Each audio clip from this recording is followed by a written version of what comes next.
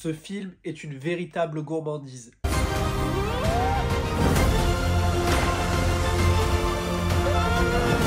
Je crois que c'est l'heure de changer le monde.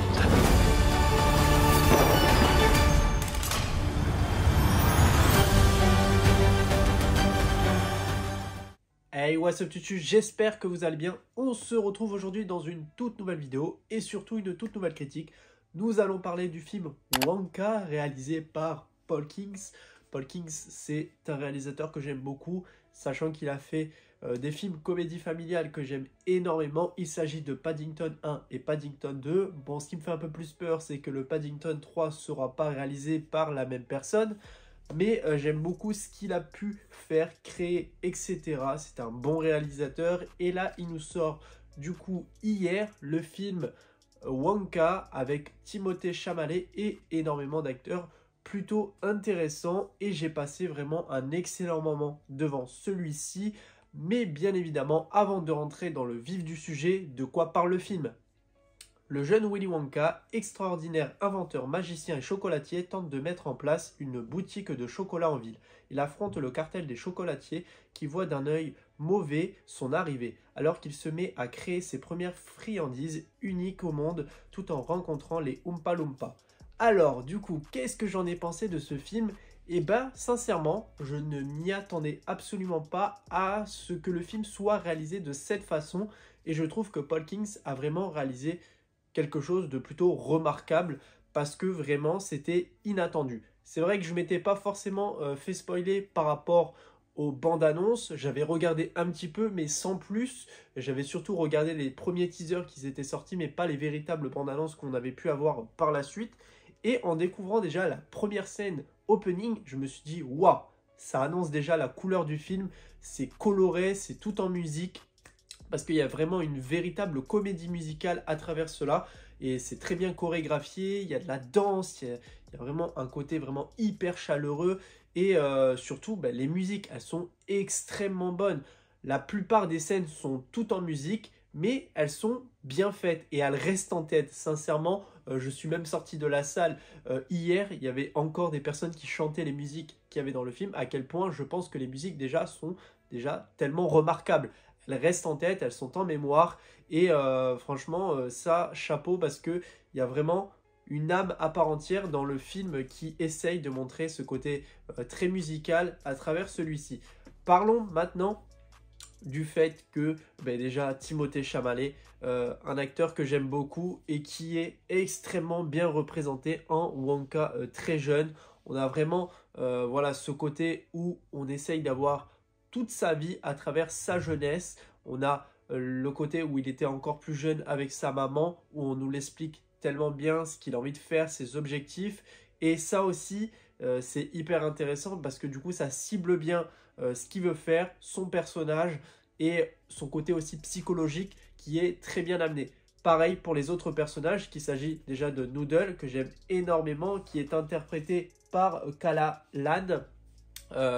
Actrice que je connaissais absolument pas et qui s'est très bien démarquée dans celui-ci, et j'ai trouvé qu'il y avait une très bonne alchimie entre du coup Wonka et Noodle, deux personnages qui formaient une véritable émotion entre eux, et il y a eu une telle évolution entre les deux personnages que j'ai vraiment apprécié, qui est hyper intéressante. Pareil bien évidemment pour les autres personnages qu'on va découvrir et surtout qu'on découvre leurs histoires, que ça soit du coup les personnages que je vais vous énumérer. Il y a tout simplement Jim Carter qui du coup interprète le rôle de Abacus Crunch, qui est je crois un comptable dans le film, et on va aussi avoir une experte en téléphonie, mais aussi d'autres personnages qui eux sont bloqués tout simplement parce qu'ils sont rentrés dans un espèce d'hôtel, et cet hôtel, la personne qui est du coup interprétée par Olivia Colman, qui joue extrêmement bien le personnage détestable qui tient cette espèce d'hôtel, qui en fait fait payer à ces personnes-là des taxes, énormément de taxes pour tout ce qu'ils prennent là-dedans, et se retrouvent du coup prisonniers, et elle joue le rôle de Madame Scrubbit dans celui-ci, avec l'homme aussi qui vit avec elle, interprété par Tom Davis, qui joue le rôle du coup de Blacher. Et voilà, entre les deux déjà, entre les deux personnages, donc du coup, ces deux-là qui tiennent cet hôtel, il y a quelque chose de, voilà, très, très méchant, que j'aime beaucoup, mais il y a ce côté aussi comique et très farfelu qu'on aime énormément.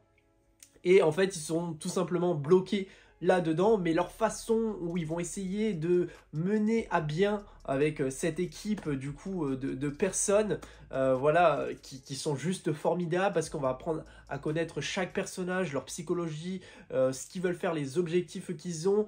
Et j'ai trouvé vraiment ce côté hyper intéressant entre chaque personnage.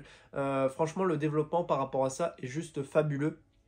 Ensuite, parlons tout simplement de l'histoire, voilà, où on va voir du coup ce Willy Wonka voilà, essayer d'ouvrir sa première boutique.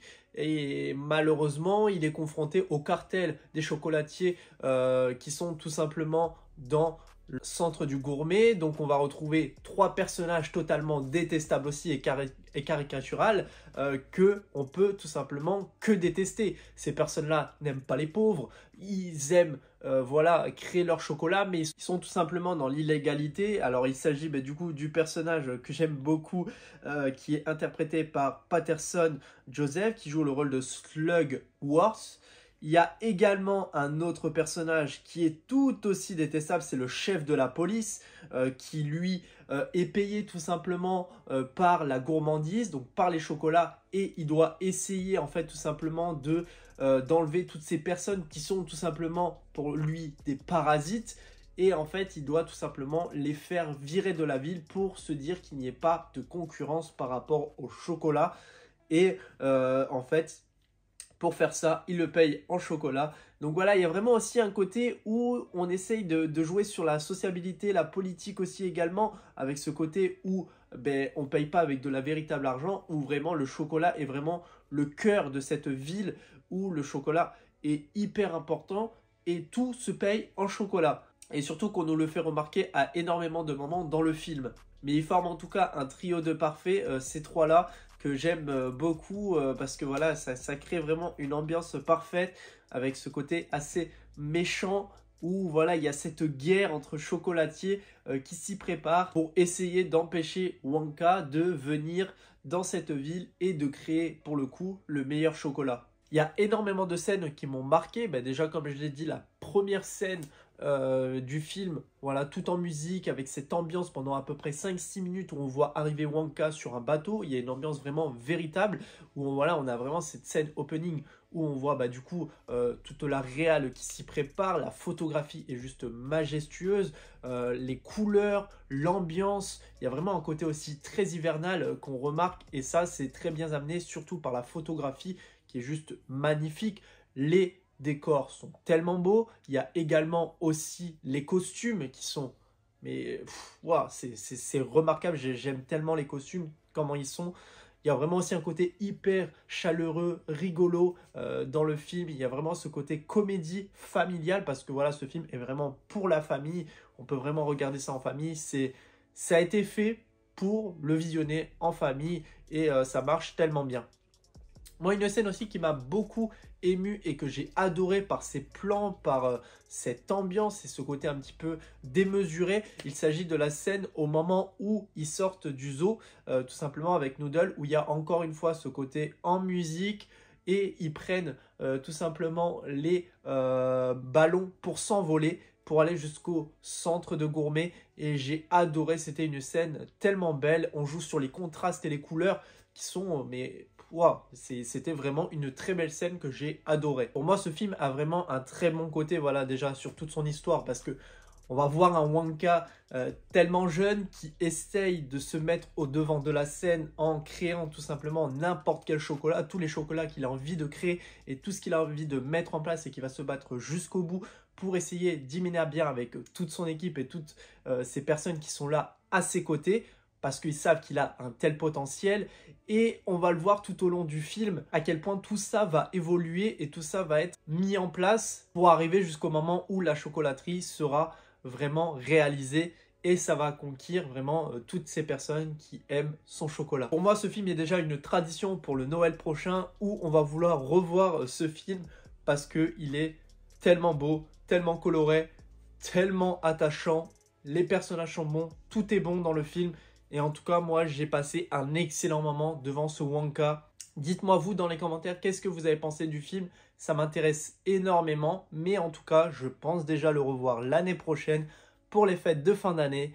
En tout cas, n'hésitez pas à me dire dans les commentaires si vous avez apprécié cette vidéo, à la commenter, à la partager, surtout vous abonner. On se retrouve très prochainement pour une toute nouvelle vidéo. Allez, salut tout le monde. Peace!